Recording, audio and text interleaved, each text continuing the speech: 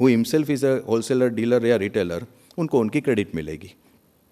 If optician imports a small consignment of say 5,000 of frames out of Maharashtra, out of India, will he lose his status of eligible URD or eligible composition dealer? जहाँ तक out of Maharashtra अगर वो URD, I am expecting कि interstate supply में unregistered का प्रश्न ही नहीं आएगा, ही विल हैव टू पे टैक्स, क्योंकि 20 लाख एग्जम्पशन उनको अवेलेबल नहीं है जो लोग इंटरस्टेट सप्लाई में है। आप अगर आउट ऑफ इंडिया से परचेस करते हो इम्पोर्ट से, then IGST is payable, therefore composition dealer benefit will not be available. इसलिए मैंने पहले कहा था कि कॉन्स्टिट्यूशन में आउट ऑफ इंडिया से जो इंपोर्ट करते हैं आप गुड्स या सर्विसेज, उसको इंटरस्टेट सप्लाई घोषित किया गया है। It is deemed to be interstate supply. Who will be at gain, composition dealer और CENVAT dealer? If same sale transaction of same product at same price is done say as a sunglass is MRP of 2,500, this is basically the facts based case. Who will be at the gain? One thing is definitely sure, I can tell you कि we the professionals definitely will be at the gain. किसी के survival, I mean it's a unfortunate thing anyway. Gita में योगेश्वर ने कहा कि उन्होंने totally कि योगक्षेमम वहाम्यहम, I am running your livelihood, तो चिंता क्यों। काफ़ी योगेश्वर ने काफ़ी वचन दिए है गीता में, अनबिलीवेबल वचन दिए, उसमें से एक ये मुख्य है कि योगक्षेमम वहाम्यहम, मैं तेरे योगक्षेम की रक्षा करता हूँ, वहन करता हूँ। आई am running your livelihood, why do you worry? Correct. अब ये सूत्र को LIC ने अपना लिया, वो गलत अलग बात है, क्योंकि अगर मुझे योगेश्वर पर विश्वास है तो मुझे LIC की ज़रूरत नहीं है। बट LIC कहती है कि नो, योगेश्वर की ज़रूरत नहीं है, आई एम रनिंग योर योगक्षेम, right? But that's a part of them. But as far as the professionals in this country are concerned, we don't have our own brains, our competence, nothing. We are here because it is bureaucracy vahamyaham. Bureaucracy is taking full care of our livelihood and our survival anyway. If registered, it's a Senvet dealer or composition dealer, also cost benefit analysis है, वो आपको अलग अलग करना है, आपको देखना है. If registered optician purchase a frame from unregistered supplier, what documentation? मैंने जैसे कहा आपको रिवर्स चार्ज में टैक्स भरना है, आपको उसको वो भी करना है, डॉक्यूमेंट बनाना है, पेमेंट वाउचर इनवॉइस भी बनाना है. A retailer does eye testing and charges fee for eye testing say ₹200. अब प्योर आई टेस्टिंग हो, I don't know, it can come under health services. If it is health services, not liable to tax. But then it is not a clinical establishment, right? It is not a clinical establishment. So generally, spectacle के लिए जब customer आते हैं तो आप number check करने के लिए जो आई टेस्टिंग करते हो, उसका जो भी टास्क है, generally I have never seen somebody charging separately as such. तो you include it in the price of the spectacle, that is better. But अगर प्योर आई टेस्टिंग के लिए कोई कस्टमर आ रहा है तो वो सर्विस है, उसके ऊपर जो रेट होगा आपको लगाना है उसके HSN कोड में. Invoice format for composition dealer, ऐसा ही मैंने कहा, रूल 1 में टैक्स इनवॉइस में सारे पर्टिकुलर्स है, वो पर्टिकुलर्स आपके इनवॉइस में होनी चाहिए. Beyond that whatever invoice you want to make, whatever type of, you can make it. Can an optician continue to use old cash memo or tax invoice with sub correction? As such government ने clarify किया है कि कोई specific format नहीं है. सो आज आपका जो इनवॉइस चल रहा है वो इनवॉइस में अगर प्रिस्क्राइब डिटेल GST की अगर सब कुछ हो तो वो आप कर सकते हो. Rubber stamp may not be allowed. So now wait for some more days, और भी क्या क्या डिटेल्स, क्या क्या इंस्ट्रक्शन आ रही है. Rubber stamp I don't think it will be allowed. Even today also it is not allowed under excise service tax. Can Senvet of new investors number series? Ideally, new series would be advisable from 1/7/2007. I would prefer that, but this is an individual call. Can Senvet optician issue invoice without showing tax separately? No. Compulsorily GST आपको separate show करना है. Even today also excise and service tax में कानून है ही, आपको excise अलग ही show करनी है. सेक्शन 12A में सर्विस टैक्स भी सेपरेट ही शो करना है. सो ऑल इंक्लूसिव टैक्स का इनवॉइस आप नहीं बना पाएंगे. You have to show the tax separately. CGA composite में तो 1% too he can not show even because he is not suppose to collect the tax also. ई product is MRP based, how Senvet optician will make invoice? Legal metrology act चालू रहेगी, package commodity rule वगैरह, even after GST. Therefore आपका अगर product MRP की प्रावधान में अगर वो आ रहा है तो आपको MRP मेंशन करनी है. इनवॉइस में you never mention MRP like, but अगर आप MRP से लेस प्राइस में सेल कर सकते, MRP का मतलब ये हुआ कि उससे आगे उससे ज़्यादा प्राइस आप चार्ज नहीं कर सकते हो. बट अगर कम प्राइस चार्ज कर रहे हो तो that is allowed, that will be shown as a discount. बाकी अदरवाइज एमआरपी की प्राइस अगर चार्ज करें तो आपको बैकवर्ड कैलकुलेशन करके जीएसटी आपको नेट वैल्यू करना है। 100 रुपये की एमआरपी है, करीब 89 रुपीज़ 48 पैसा आपका नेट वैल्यू आएगा। उसके पर आपको 11 रुपीज़ 52 पैसा आपको जीएसटी बताना है और वो आपका 100 रुपीज़ एमआरपी हो गया।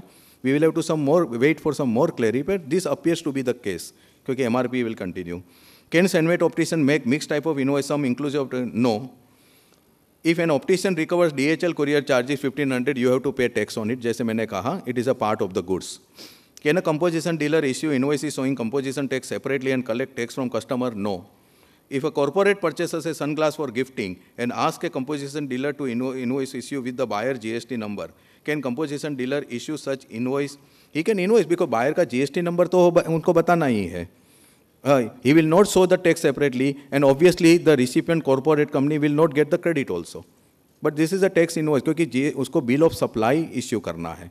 Bill of supply में ये सब विगत उनको दिखानी है. मल्टी ब्रांच रिटेलर में what documentation shall be required to transfer goods from one branch to another? If both the branches are situated in different states, you have to take registration in different states. Nobody is required to take registration in different states merely because his customer is there.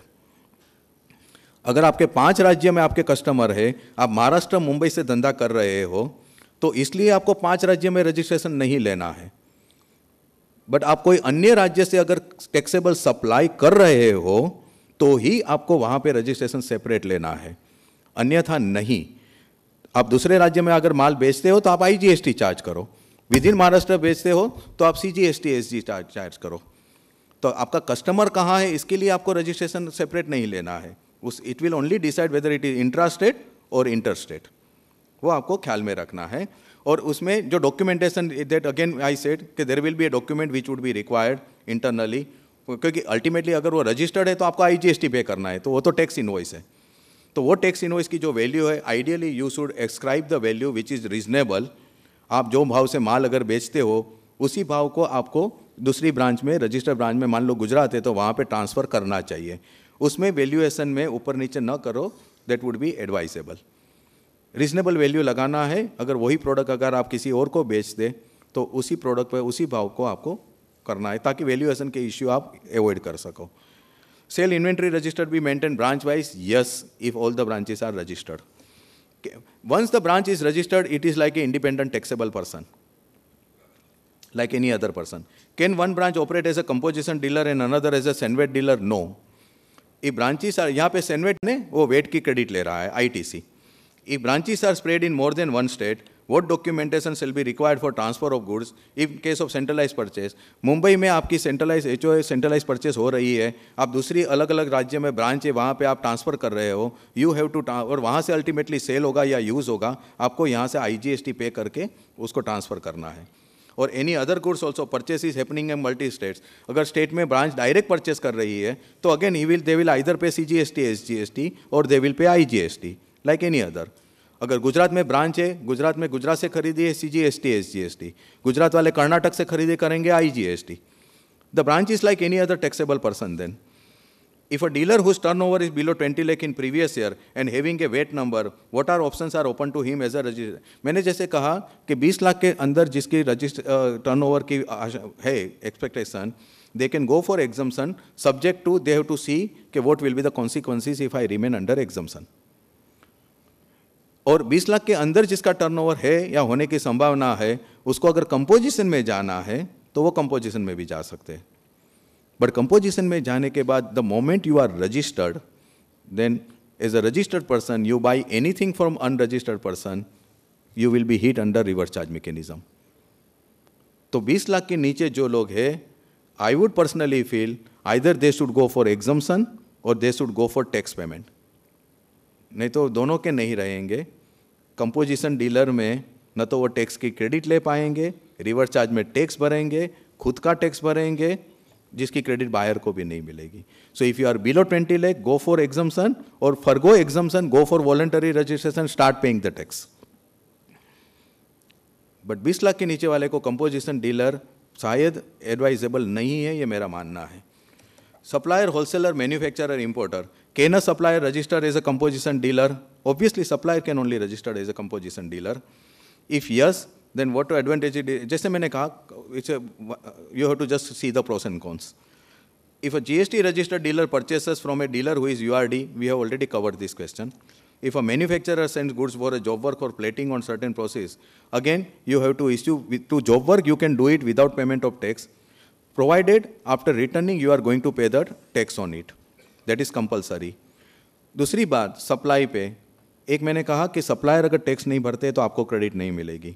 आप जो भी माल या सेवा पे आप credit लेंगे, उसमें vendor को आपको 180 डेज में पेमेंट कंपलसरीली करना है. आपके सप्लायर को आपको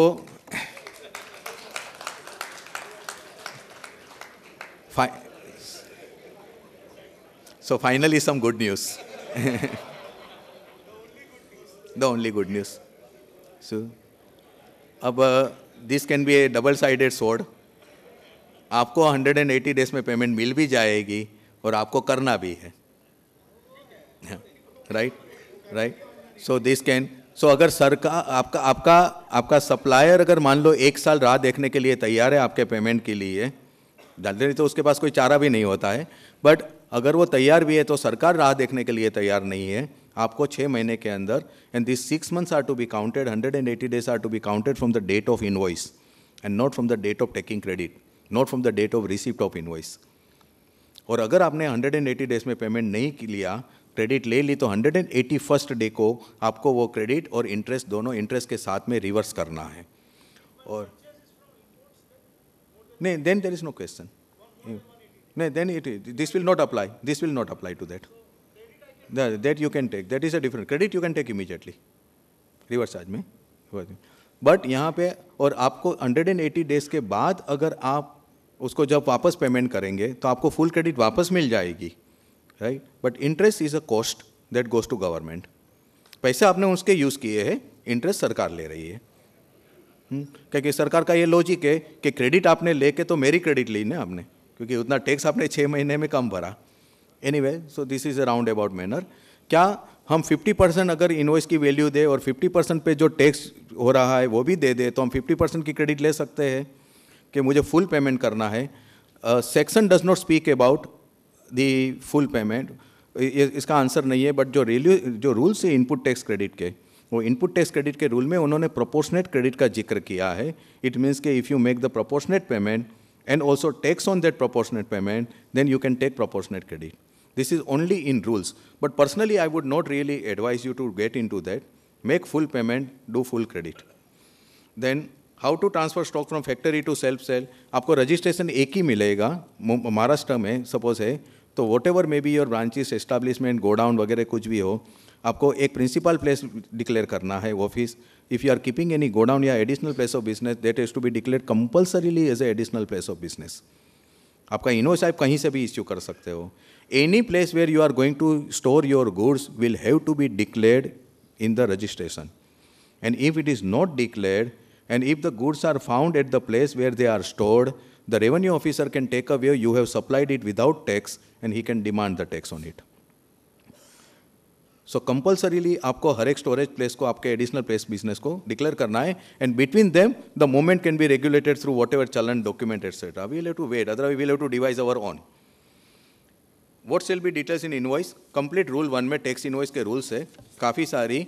आपको जो लोग हरिद्वार वगैरह गए हैं जहाँ पे भी, या काशी वगैरह, तो वहाँ पे वो जो पंडे होते हैं, वो पंडे आपको घेर लेते हैं. गुजराती लोगों ने कदाच घणું બધું खबर હશે આમાં. और वो पंडे आपको पता भी ना हो, आपकी 7 जन्म की पूरी कुंडली निकालते हैं. बराबर, बड़ा चोपड़ा होता है कि आपके पुरजे हमारे पास, पुरखे हमारे पास आ गए थे, हम ये है वो है, बराबर है. बस वो जो पूरा जो चोपड़ा उनका होता है ना, बाय एंड लार्ज ये इनवॉइस उसी साइज़ का है. तो उतनी इन्फॉर्मेशन उसमें आपको देनी है. करीब मेरे ख्याल से कुछ A to V तक है, X या U तक है अल्फ़ाबेट, 3-4 अल्फ़ाबेट बाकी है. Then, Baki, once you are registered as a taxable person, your tax invoice detail will be the same. Everything, whether the buyer is an unregistered person, whether buyer is a registered person or otherwise, or buyer is a consumer. What about products sold under scheme of buy one get one free? How is the tax to be treated for the same? मेरा personal ये मानना है कि buy one get one free, उसमें जो item free जा रही है, there is no consideration therefore there is no tax on it. This is my view. Best thing to do is, अभी जैसे शर्ट के वैन ओसन शर्ट अगर है, there is a scheme going on in Super Stop, let us assume, buy one shirt of 2,500, get one free. Ideally, if possible है तो 5,000 rupees दिखाओ, 2 shirt दिखाओ, less 50% discount, 2,500, and that is the end of the matter. बाकी buy one get one free न तो gift है न तो फ्री सप्लाई है, फ्री सैंपल है. सेक्शन 17(5) में, सब सेक्शन 5 में इनपुट टैक्स क्रेडिट जिसके पर नहीं मिलेगी, जो मैं बात कर रहा था सबके पर मिलेगी, लेकिन जिसके पर नहीं मिलेगी उसमें motor vehicles and conveyances, unless they are use for the transportation of goods, transportation of passengers और ये ड्राइविंग स्किल वगैरह के लिए ना उसके पर मिलेगी, अदरवाइज नहीं. बट 6 मंथ्स का विंडो दिया गया है for on sale approval basis के लिए, and with in 6 months you have to bring it back. Any provision for sample की बात कर रहा हूँ मैं. नहीं तो he has to issue the document, उसमें कोई टैक्स नहीं भरना है आपको, टैक्स नहीं, he has to, yes. Any provision for trader who is participating in trade exhibition, again मैंने कहा इट इज अलाउड, एग्जीबिशन के लिए आप कर सकते हो.